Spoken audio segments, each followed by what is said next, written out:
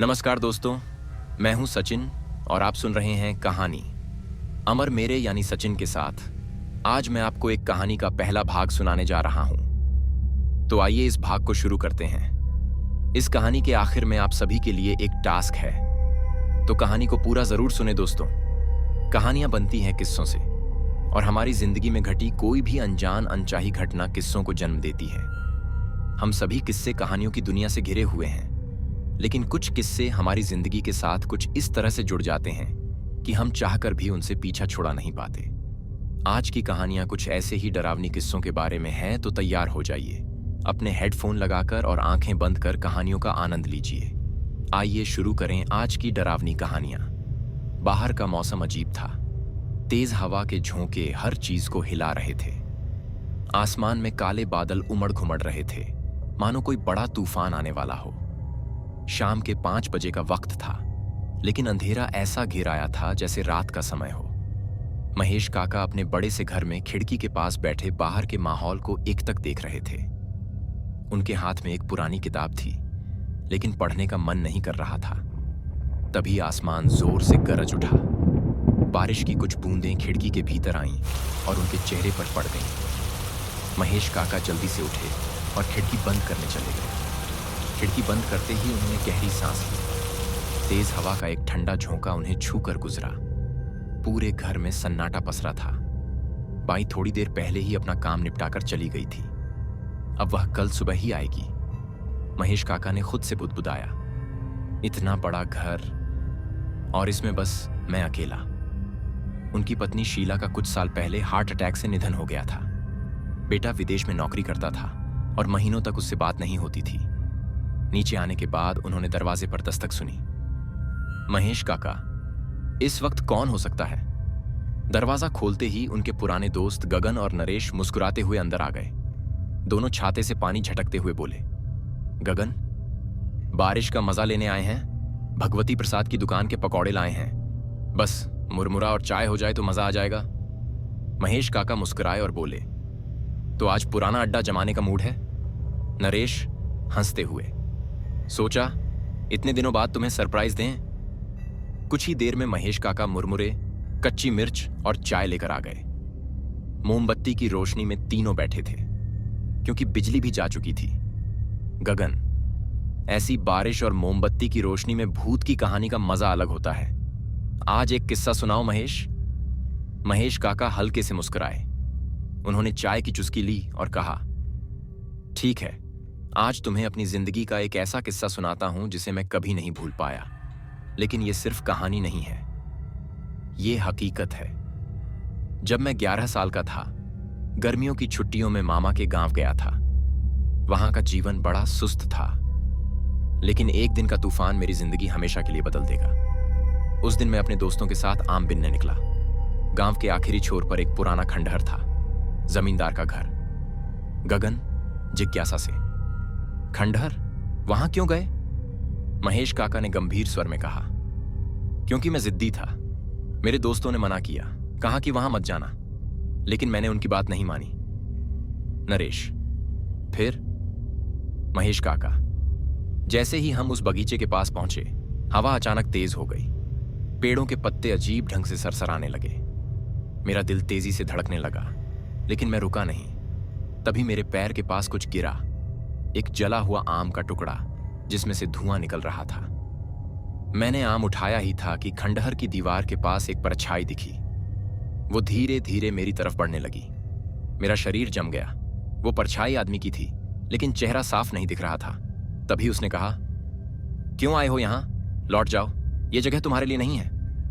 गगन चौंकते हुए, क्या वो सच में भूत था? महेश काका धीमी आवाज में, पता नहीं, लेकिन वो परछाई आज भी मेरे जहन में बसी है। महेश काका, मैंने वहां से भागने की कोशिश की, लेकिन मेरे पैर जैसे जमीन से चिपक गए थे। तभी मामा का लड़का दौड़ता हुआ आया और मुझे खींचकर बाहर ले गया। हम दोनों जान बचाकर भागे। बाद में मामा ने बताया कि वो खंडहर श्रापित है, वहां जाने वाला कभी खुश नहीं रहता। नरेश, तो तुमने वहां फिर कभी कदम नहीं रखा? महेश काका गहरी सांस लेते हुए, नहीं, लेकिन उस दिन ने मुझे सिखाया कि डर से भागने के बजाय उसका सामना करना जरूरी है। जिंदगी में हर मुश्किल एक खंडहर की तरह होती है। हमें उसके भीतर छिपी सच्चाई को समझना होता है। महेश काका की बातों ने नरेश और गगन दोनों को सोचने पर मजबूर कर दिया। बारिश रुक चुकी थी, लेकिन माहौल में ठंडक अब भी बरकरार थी। महेश काका, नरेश और गगन मोमबत्ती की मध्यम रोशनी में बैठे थे। पकौड़े और मुरमुरों की प्लेट खाली हो चुकी थी, पर बातचीत का सिलसिला खत्म नहीं हुआ था। महेश काका की कहानी ने माहौल को गहराई दे दी थी। नरेश गंभीर आवाज में, महेश, तुमने कहा वो परछाई आज भी तुम्हारे जहन में बसी है। क्या उस खंडहर से तुम्हारा रिश्ता वहीं खत्म हो गया था? महेश काका ने हल्की मुस्कान के साथ सिर हिलाया। खत्म नहीं, कभी कभी वो खंडहर सपनों में लौट आता है, और कभी कभी जिंदगी में भी। गगन, मतलब? महेश काका, कुछ साल बाद मैं फिर उस गांव गया। मामा की तबीयत खराब थी, लेकिन इस बार मैंने देखा कि वो खंडहर बदल गया था। दीवारों पर नई दरारें आ चुकी थीं, लेकिन वहां एक नया बगीचा उग आया था। पर किसी ने अब भी उस घर के भीतर कदम नहीं रखा था। नरेश, फिर क्या हुआ? महेश काका ने एक लंबी सांस ली और कहा, उस बार मैंने तय किया कि मैं डर से भागूंगा नहीं। मैं खंडहर के भीतर जाने वाला था, लेकिन तभी मामा के नौकर ने मुझे रोका। वो चिल्ला कर बोला, मत जाओ, वहां फिर वहीं परछाई दिखेगी। यह जगह श्रापित है। गगन चुटकी लेते हुए, तुम्हारे मामा के गांव के लोग तो बड़े डरपोक निकले। महेश काका, डर कभी कभी तर्क से परे होता है, लेकिन मैं जिद्दी था। मैं खंडहर के भीतर घुस गया। खंडहर के भीतर धूल भरा सन्नाटा था। फर्श पर पुरानी लकड़ियां बिखरी थीं। दीवारों पर धुएं के काले निशान अब भी मौजूद थे। तभी मैंने उस कोने में एक पुराना संदूक देखा। संदूक पर धूल जमी थी, लेकिन उसका ताला खुला था। मेरे मन में जिज्ञासा जाग उठी। मैंने संदूक खोला और उसमें से एक पुरानी डायरी निकली। नरेश उत्सुकता से, डायरी? उसमें क्या लिखा था? महेश काका, डायरी जमींदार की थी। उसमें उसके आखिरी दिनों की बातें दर्ज थीं, लेकिन सबसे चौंकाने वाली बात यह थी कि उसने उस तांत्रिक से माफी मांगने की कोशिश की थी, पर तांत्रिक ने उसकी बात नहीं सुनी। डायरी के आखिरी पन्ने पर बस एक ही लाइन लिखी थी, इस घर में जो आएगा वो अपनी हकीकत से भाग नहीं पाएगा। गगन चौंकते हुए, ये तो बड़ा अजीब है। महेश काका, उस डायरी ने मुझे सिखाया कि जीवन में हर चीज का सामना करना जरूरी है, चाहे वो डर हो या पछतावा। उस दिन के बाद मैंने कभी उस खंडहर की ओर नहीं देखा। नरेश, पर क्या तुम्हें लगा कि वो तांत्रिक का श्राप अब भी वहां है? महेश काका ने मुस्कुराते हुए कहा, शायद, लेकिन असली श्राप हमारे भीतर का डर होता है। अगर हम उसे जीत लें तो दुनिया का कोई डर हमें नहीं हरा सकता। गगन, तो ये कहानी तो काफी प्रेरणादायक हो गई। भूतों से सीख देने वाली बातें भी हो सकती हैं, ये पहली बार सुना। तीनों दोस्तों के चेहरों पर हल्की मुस्कान आ गई। महेश काका की कहानी खत्म होने के बाद भी कमरे में एक अजीब सा सन्नाटा छाया हुआ था। गगन काका ने एक गहरी सांस ली और कहा, सच कहूं तो आज के बाद मैं उस खंडहर जैसे घरों के पास भी नहीं जाऊंगा। नरेश ने हंसते हुए कहा, अरे भाई, अब तो डर से बाहर आ जाओ। महेश की कहानी का मतलब तो यही था कि डर से भागना नहीं चाहिए। महेश काका गंभीर लहजे में, डर कभी खत्म नहीं होता नरेश, बस हम उसके साथ जीना सीख जाते हैं। गगन, लेकिन महेश, क्या कभी तुमने उस डायरी को फिर पढ़ा? महेश काका ने सिर हिलाया, नहीं, उस डायरी को मैंने गांव के पुजारी को दे दिया था, लेकिन उसके कुछ दिन बाद ही अजीब घटनाएं होने लगीं। पुजारी ने भी उसे मंदिर में रखने से मना कर दिया। आज वो डायरी कहां है मुझे नहीं पता। वो डायरी अब भी किसी के पास होगी महेश काका, शायद, लेकिन कभी कभी कुछ सवालों के जवाब ढूंढने की कोशिश नहीं करनी चाहिए। गगन आश्चर्य से, तुम्हारी जिंदगी तो किसी जासूसी उपन्यास जैसी लग रही है। महेश काका मुस्कुराए, कभी कभी जिंदगी भी कहानी बन जाती है गगन, बस हमें उसका पाठ समझना आना चाहिए। नरेश, अब तो तुमने उत्सुक कर दिया है।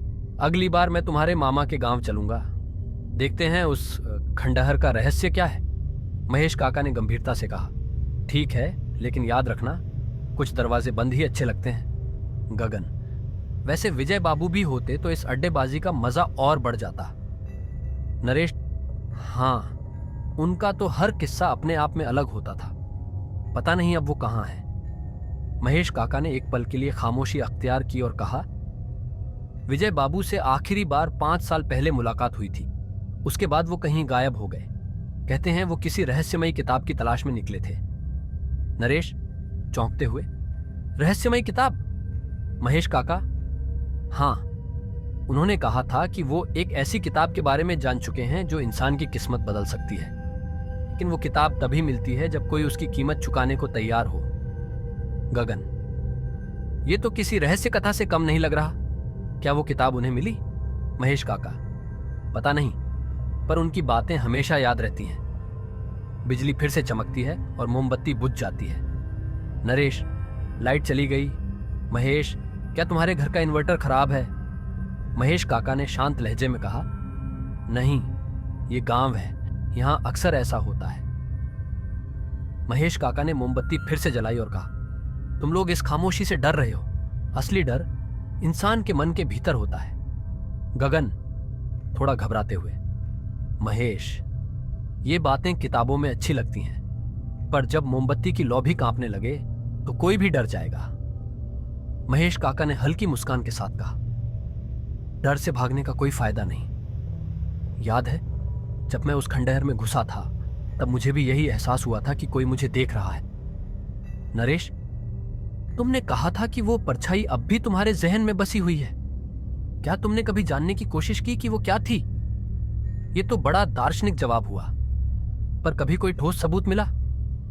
महेश काका ने गंभीर लहजे में कहा, एक बार मैंने उस खंडहर की तस्वीर खींची थी, लेकिन जब मैंने वो तस्वीर देखी तो उसमें एक धुंधली आकृति नजर आई, जैसे कोई दरवाजे के पास खड़ा हो। नरेश चौंकते हुए, क्या? फिर वो तस्वीर कहाँ है? महेश काका, वो तस्वीर मैंने जला दी। कुछ चीजें यादों में ही ठीक रहती हैं। गगन, लेकिन तुम्हारा ये खंडहर वाला किस्सा तो किसी हॉरर फिल्म से कम नहीं है। महेश काका ने मुस्कुराते हुए कहा, जिंदगी में हर कहानी का अंत डरावना नहीं होता, कभी कभी ये हमें मजबूत भी बना देती है। नरेश, तो अब क्या तुम उस खंडहर से नहीं डरते? महेश काका, डरता हूं, लेकिन भागता नहीं। पृष्ठभूमि में हवा की आवाज तेज होती है। तभी दरवाजे पर अचानक जोर की दस्तक हुई। तीनों दोस्तों ने एक दूसरे की तरफ चौंक कर देखा। गगन घबराते हुए, अब कौन हो सकता है इस वक्त? महेश काका ने शांत स्वर में कहा, पता नहीं, देखते हैं। उन्होंने दरवाजा खोला। बाहर एक अजनबी खड़ा था। उसके कपड़े भीगे हुए थे और चेहरे पर अजीब सी उदासी थी। महेश काका, कौन हैं आप? अजनबी ने धीरे से कहा, मुझे अंदर आने की इजाजत देंगे? बाहर बहुत ठंड है। महेश काका ने उसे अंदर बुला लिया। अजनबी ने थरथराते हुए कहा, मैं यहां पास के गांव में फंसा था, बारिश की वजह से रास्ता भटक गया। गगन, लेकिन यह जगह तो गांव से दूर है, तुम यहां कैसे पहुंच गए? अजनबी ने हल्की मुस्कान के साथ कहा, कभी कभी रास्ते हमें वहां ले आते हैं जहां हमारी किस्मत तय होती है। तीनों दोस्तों ने हैरानी से एक दूसरे की तरफ देखा। महेश काका गंभीर स्वर में, बैठिए, चाय पीजिए। महेश काका ने चाय का कप अजनबी की तरफ बढ़ाते हुए कहा, यह इलाका तो सुनसान है, तुम यहां कैसे पहुंचे? अजनबी ने कप पकड़ते हुए हल्की मुस्कान के साथ कहा, कभी कभी राहें खुद तय करती हैं कि हमें कहां जाना है। शायद आज मेरी किस्मत मुझे आपके दरवाजे तक ले आई। गगन संदेह भरे स्वर में, अच्छा, क्या करते हो भाई? अजनबी ने चाय का घूंट लेते हुए कहा, मैं एक लेखक हूं, कहानियों की तलाश में घूमता रहता हूं। महेश काका ने चौंकते हुए पूछा, लेखक? तुमने अपना नाम नहीं बताया। अजनबी, मुझे विजय कहते हैं। तीनों दोस्त एक पल के लिए स्तब्ध रह गए। नरेश हैरानी से, विजय बाबू, क्या ये वही विजय है? महेश काका ने ध्यान से उसकी तरफ देखा। चेहरा तो जाना पहचाना नहीं था, पर उसकी आंखों में वही चमक थी जो विजय बाबू की बातों में होती थी। महेश काका, अगर तुम वही विजय हो तो हमें तुम्हारी बहुत याद थी, लेकिन 5 सालों तक कहां गायब थे? विजय ने गहरी सांस लेते हुए कहा, कभी कभी जवाब ढूंढने की कोशिश में इंसान खुद ही खो जाता है। मैंने एक ऐसी किताब की तलाश की थी जो इंसान की किस्मत बदल दे। गगन व्यंग्य से, तो वो किताब मिल गई? विजय की आंखों में अजीब सी चमक थी। हाँ, मिली, लेकिन उसकी कीमत चुकानी पड़ी। महेश काका, कौन सी कीमत? विजय ने गंभीरता से कहा। अकेलेपन की कीमत, रिश्तों से दूरी की कीमत। लेकिन मैंने कुछ ऐसा जाना जो शायद दुनिया के लोग नहीं समझ पाएंगे। नरेश, और वो क्या था? विजय ने धीमे स्वर में कहा। डर और आशा का मेल। एक इंसान जब अपने सबसे बड़े डर का सामना करता है तभी वो असली आजादी पाता है। पृष्ठभूमि में तेज गरज के साथ बिजली कड़कती है। महेश काका, तुमने जो देखा वो हमसे साझा करोगे? विजय ने मुस्कुराते हुए कहा। हर कहानी का सही वक्त होता है, जब वक्त आएगा तब मैं बताऊंगा। विजय का रहस्यपूर्ण अंदाज दोस्तों को असमंजस में डाल गया था। गगन, तो अब अड्डा फिर से जमेगा? विजय, अड्डा तो आज भी जम रहा है, बस कहानियों का रंग थोड़ा गहरा हो गया है। तीनों दोस्त हंस पड़े, लेकिन उनके मन में विजय के रहस्य को जानने की उत्सुकता बरकरार थी।